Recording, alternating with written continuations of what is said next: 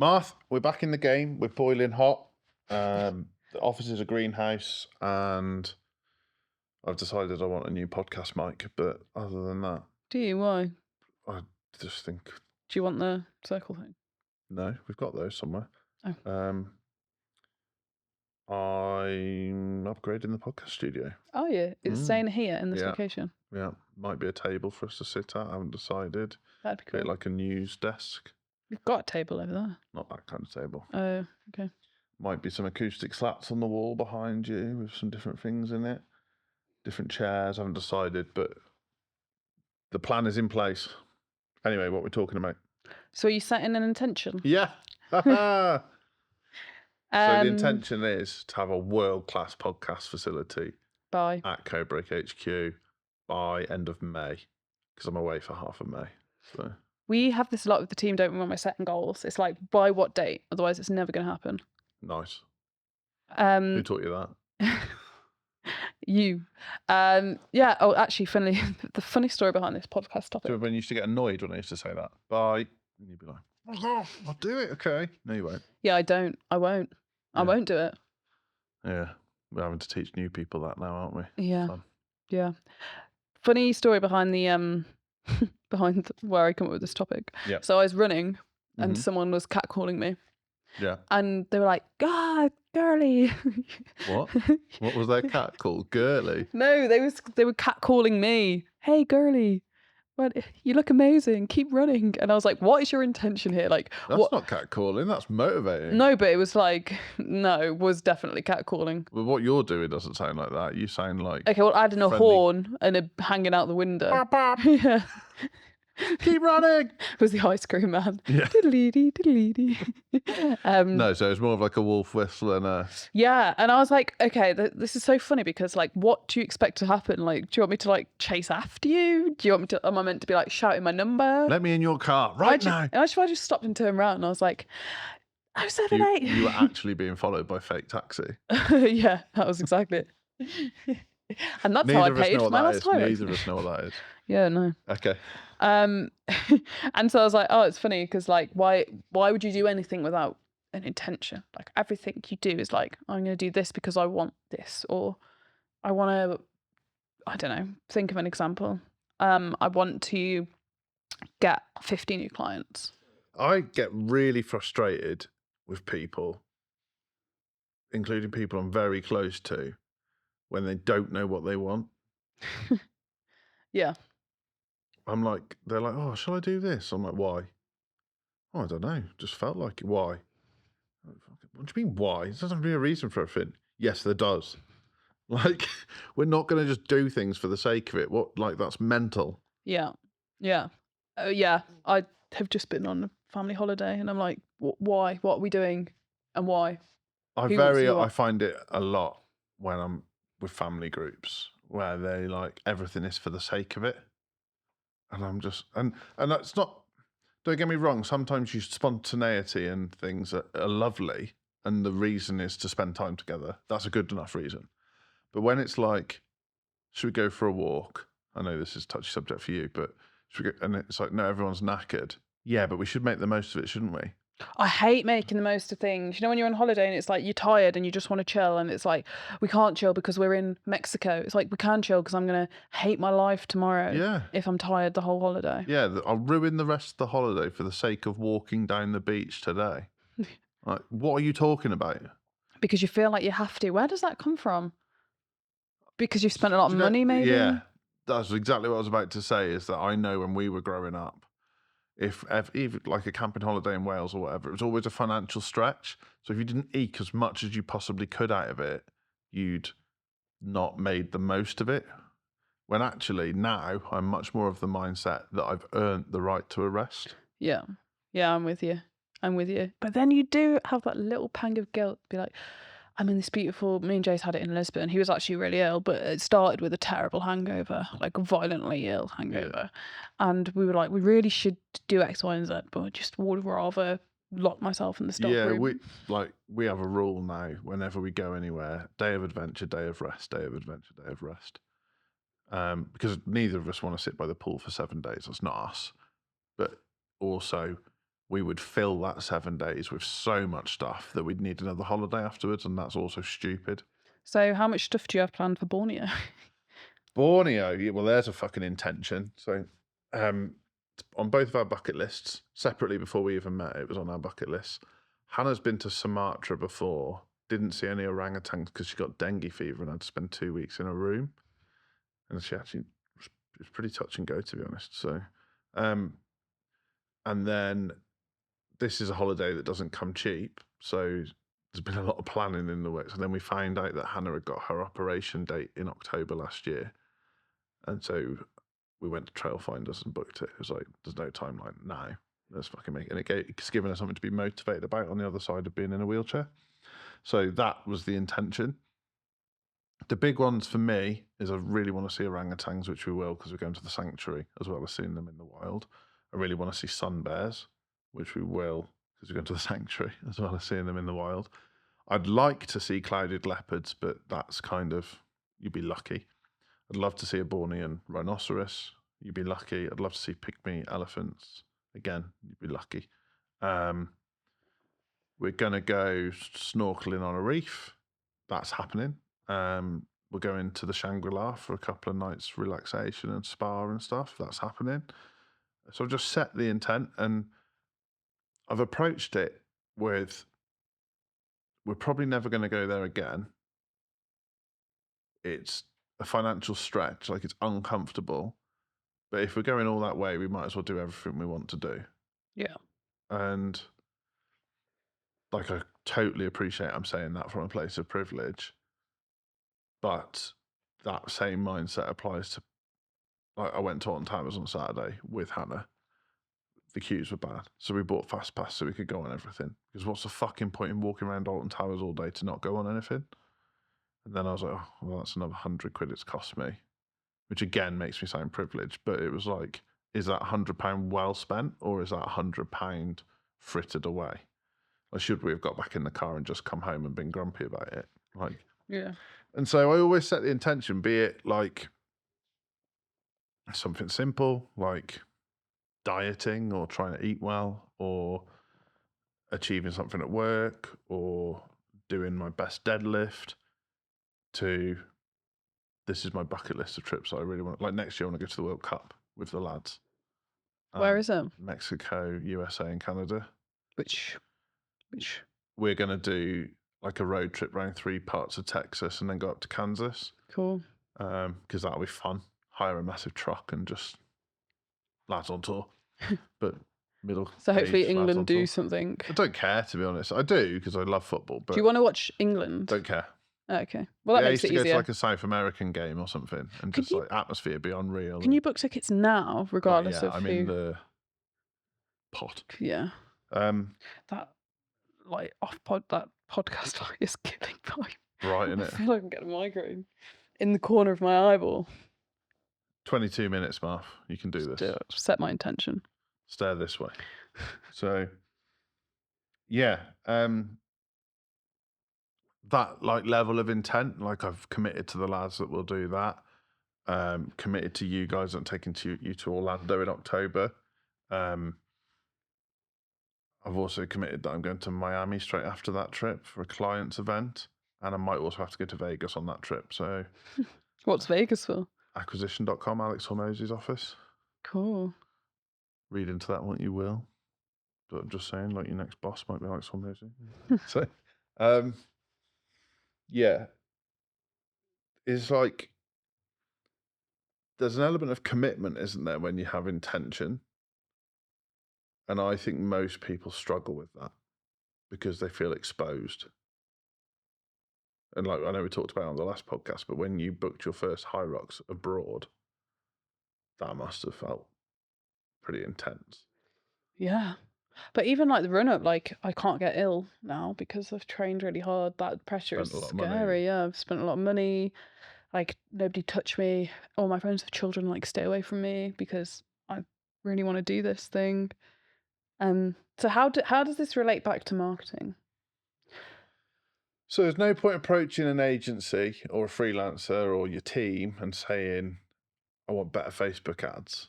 Like, what's the intention behind that? And what result do you want? And is Facebook ads the best way to get to it? Yeah. And so I think we talked about it on a podcast a couple of weeks ago where there's people who manifest for manifest's sake. They sit on the floor, cross their legs and hum. And there's people who get their compass out, point it north and fucking go for it. And it's a totally different type of manifestation. And I don't think you can lead people, be it family members on holiday or a business or a marketing team, without them having a good idea of what destination we're heading to. Yeah. You can't draw a map if you haven't fucking trod the path. And it really like frustrates me when people are like, I just want my ads to be better. Well, tell me what better is. I had this with a client the other day. They didn't want something on their ads that wasn't authentic, so i.e. limited stock, if there's not limited stock. So we took it off and the ads bombed. Really? Yeah, and then they... But that's bollocks, isn't it? There is limited stock. Of course there's limited stock. Well, yeah. Unless you're dealing with Amazon, there's limited fucking stock. Well, this is their team were sending out something. So it's like literally there's only so many hours in the day that the team are in the office. But it's so funny because they cared so much about authenticity until they weren't getting the result. And then it was like, oh, I don't actually care about that much. I think integrity is really important, but sometimes you have to question people's questioning. Where like limited, that's true. I hate it when like, I don't like those ones where people say only 7 seats remaining and there's actually 30 seats remaining. That's bollocks. But saying limited seats remaining is true. See, I'm kind of in the crew of like, I know the clients we have are selling, what they do is incredible and will, or either what they're selling is a good product or what they're doing is going to change someone's lives. And so if you've got to get people there, because when they get there, create urgency. It's gonna change their life. So I'm like, let's force you to do this. Yes, but you shouldn't bullshit ever. I never do. You better not. You'd be fired. But like, do you know what I mean? It's like limited stock is true. Only 2 items remaining is a lie. And there is an integrity piece there. But you also have to question the client sometimes to say, don't be so wet. Like, we do have to lean into a level of urgency. Like, even if it's just while stocks last, like there has to be something to get people to take action. Or like, we have, I'm just thinking of one client specifically who has in-person events. There are limited limited capacity in the room. 100%. Yeah, so just put in limited capacity, even though they haven't sold any tickets yet, it is a limited capacity. When they start selling tickets, they tend to go like that. And so every single ad I write... You can explain that in your copy, can't you? You can say, look, we only run this event once a year and seats go fast, so make your move. Like, that's marketing with integrity. What we see a lot of these bullshit merchants do is say, last few seats. So why can it be last few seats? You've just turned the ads on. But even with Zoom, like, depending on your Zoom settings, you only have 100 people. It caps. Yeah. So it is still... relevant. Yeah. Yeah, and I think that's it. It's like, sometimes that's the set. People are being afraid of setting the intention, genuinely. So they won't say limited stock because the intention behind saying limited stock is that they might run out of stock and they're scared to run out of stock because then they haven't got anything else left to sell. So they avoid it. Or they've got to do loads of packing and they don't want to do that. Oh, God, what a problem to have. I fucking love that. So why does it sort of matter that you're really clear what you're asking people to do? So that you can have the right strategy to get there. Mm-hmm. Like if you know what your goal is, like I want to, like making more sales, getting more customers or clients are completely different goals which need completely different strategies, because sending people somewhere to buy something straight away versus maybe they have a call first, maybe you see them in person, maybe if they're investing 50 grand versus a 50 quid widget ebook. Mm-hmm. Even if you do both things within your business, that strategy isn't going to work for both things. And so if you know what you want, you can still get there. Yeah. And if another example would be if maybe you wanted to make 50 sales, Yeah. but you only made 30. What, like, are we still profitable? Have we still Build the added more? database. Yeah. And so I think there's it's knowing what is a good result and not focusing on what was the bad result. Yeah. And I think, like, Are you moving closer to your goal? yeah, did that move us closer or further away from our goal? Yeah, if you're reviewing intent, that's always important. But if you don't know what the goal is, the review's made up. Yeah. Like, that frustrates the hell out of me when people's like, I just want to turn 7 figures this year. Well, what number? 7 figures? Yeah. Do you mean £1 million? Do you mean 1,100,000? Because that's 10% different. That's a massive fucking difference. Do you mean 2 million? And then why is that number important to you? What margin have you got? Why are we pointing in that direction? What things need to happen in order to know we're on track? What are we measuring? What are we not measuring? Who do you need to employ? What kind of office do you need? What equipment do you need? Like, How many hours? and do that's you why need? people avoid intent. Intent comes with a lot of fucking questions behind it. And so when you say to someone at home, what do you fancy for tea tonight? 9 times out of 10, they'll say, I don't know.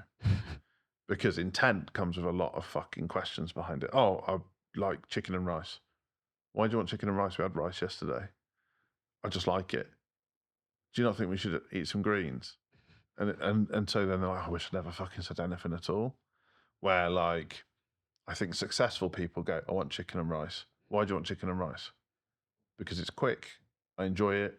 And we're not going to argue about it because I know you like it too. Fuck me, that's a good answer. See you later.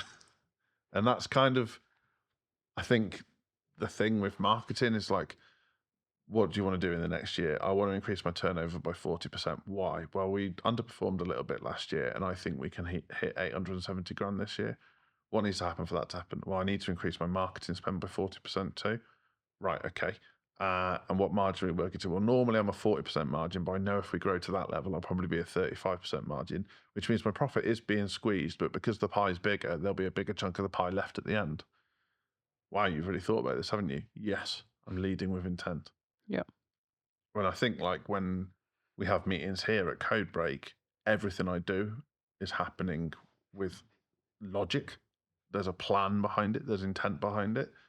I've sat in meetings in other companies where it feels like the first time they thought about that meeting was at the start of that meeting.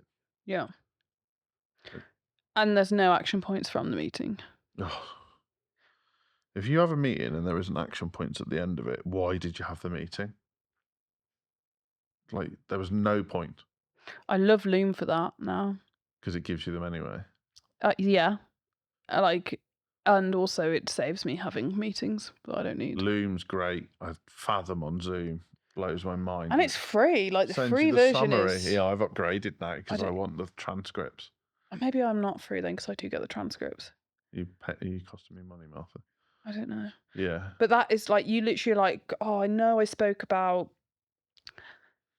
ROI. I'm just going to put in ROI into the See what transcript comes and it up. will literally. I've sometimes, like, been certain, drop the transcript into ChatGPT and then ask ChatGPT a question and been like, oh yeah, that was it. Yeah.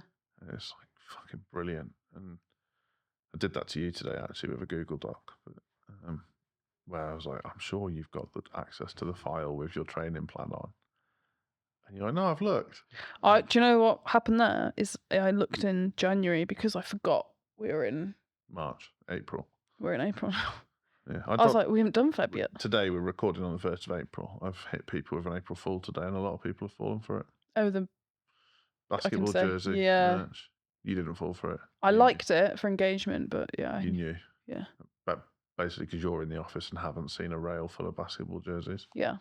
Although they are quite cool. Yeah. I don't know where the hell we could wear them in Florida. That would be a very suitable place to wear. I don't know if a basketball jerseys could suit me. Okay. Me and you, I feel like you will be the person that I consult on this, will be in charge of Florida merch. Yeah. Well, I'm Using kind of full outnumbered now because it's all going to be like men. Like, it's got to. Yeah, which is why we Good need to have for that. men. need to have the crossover of stuff that you would be, because you can get women's fit stuff as well, but stuff that you'd be like, yeah, that's cool. And to be honest, these three aren't going to give a shit. It's only me and you that care anyway. Yeah. So, cool. Okay, I've got a Set the point. intention for that, Marv. Yeah. Action point. Come up with some Florida merch. Bye. Oh, it could be really good. It's got to be American style, hasn't it? Yeah. I mean, I think a jersey with sleeves I could rock. I think the sleeveless Like ones aren't an gonna work. American football jersey as opposed to a basketball jersey. Yeah, but basketball they never have sleeves. Like vests are hard to pull off. I don't. Basketball players wear t-shirts underneath. Okay. But like, yeah, like an American football jersey. Yeah, that'd be cool. Might be a bit hot for them. They're like that material with all the holes Porous. in. Yeah. Okay. Anyway, how do you, like, if you've set your intention, how do you test and adapt on that? Because you need to know if you're being realistic or not. Follow the data. Bloody hell, I never thought I'd hear you say that. I honestly say this quite a lot. To You love it now, don't you? Well, do you remember when, like, this is no, I'm not talking you down, but once upon a time, data was not your thing. I hear you talking to clients now. You're like, let's just look at the data. And then I was like, yes. But so like, for example, if a lot of what we do is speed, right? Yeah. And people want it now, and which I'm more than happy to do. But I quite often have to say, like, if we launch these ads driving to this page, they are never going to work. Yes, they will. People have inquired before. Yeah, but they're people who already knew you. They're not like brand new leads. Yeah. No, I want to try it. Okay, but in a week's time, like, let's see. Oh yeah, loads of people are clicking the ads that nobody's inquiring. That's a landing page issue. So let's try a different way. Yeah. Or let's A/B test. I love an A/B test. We'll send exactly the same traffic to two different places and see what happens. Then it's like, it's not even emotional. It's not like, oh, I'm right, you're right. Yeah. It's like, let's just try it. Let's just try and it. you could A/B test the warm audience at the same time. Yeah. So it's like, and that, like, you could even test people who have seen your ads 7 days ago versus 14 days ago. so you've put a quote in the notes. Did I? By Donald Miller. A confused mind never buys. And I think that's it. Like, people forget that their warm audience, people who've seen them before, are less confused than their cold audience. So a warm audience could land on a landing page that literally just says sign up here, and they might. A cold audience could land on the same landing page and not take action. You have to guide them through the process. What step am I at? Where's the social proof? What do I need to do next? How long Why is it going should I to do take? How long does this take? What happens on the other side? Oh, I don't want to press that button. I don't know if I'm going to get sent loads of emails. Why don't you tell them what happens? I have a perfect example of this with Sofology. Maybe I shouldn't be naming and shaming them. If you ever want to work with Is that where your Sofology, sofa's from? yeah. And we'd been in the shop and like literally sat on the sofa and spoke to a guy in the shop, and I was like, oh yeah, this is like legit. This is the one. But if I hadn't been in the shop, I would never have brought off that website, because I was like, holy fuck, this is so hard. It's so difficult. What legs do you want? What material would you like? I What still size don't would know you if like? I've What actually pillows set do up you want? my payment. Like, I've applied, I've done it, and we're getting the sofa, but I'm like, do I have to do something else, or are they going to take the payment? But I've just decided I'll just wait and see if the payment comes out. See if the sofa The shows first up. one, yeah. When's it coming? Well, they said expected or estimated on the 20th of this month. Oh, that's exciting. Yeah, I don't even know what day of the week that is. Big purchase, a sofa, isn't it? Feels like a grown-up purchase. Yeah, it's expensive and pretty boring though. Our integrated microwave oven blew up the other day. That sounds expensive. For the second time. And when it blows up, the glass on the front shatters, which when you've got a dog is not good. No. 800 quid to replace it. And then the people that came to wired it in wrong, and I electrocuted myself. Oh, that's good. So I've had a really nice conversation with them. Do you know what they did? They refunded us the cost of the installation. So what about the fact that you've knocked 10 years off my life, you fucking prigs? But And it works now? yeah, it's really good. Because It feels fancy, like, because that's an extortionate amount of money to spend on a posh microwave. But it does cool shit, like weighs things so it warms it up just right. Really? Yeah. You don't even have to click, like, you know, on a microwave it'd be like pizza, and you're like, but Yeah, how like, much you know, when pizza? it's like chicken, and then you have to put in if it's 400 grams of chicken, this knows, which like sounds extravagant, but it's fucking brilliant. I Yeah. put peas in it last night, which I know peas are not hard to warm up, but just for the sake of not getting a saucepan out and blah blah blah, my peas were immense. I didn't know I peas always could fuck be up so the good. peas in the microwave. They're always like shriveled or still Oh yeah, frozen. no, the microwave handled all that for me. How does the microwave know? I don't care. My intent is I wanted delicious peas, and that's what I got. Wow. So, given that you're getting a migraine and these lights are really bright, Yeah. what's the first thing you should do before you start your next marketing campaign? Know where you want it to take you. Okay. Is it profit? Is it more customers? Is it warm up your funnel? So, like, what's my real goal? Yeah. And then what? And then put a date on it. And then what's the most likely route to get me there? Yeah. Shoot. With the acceptance that there might be a few detours. Exactly. Ace.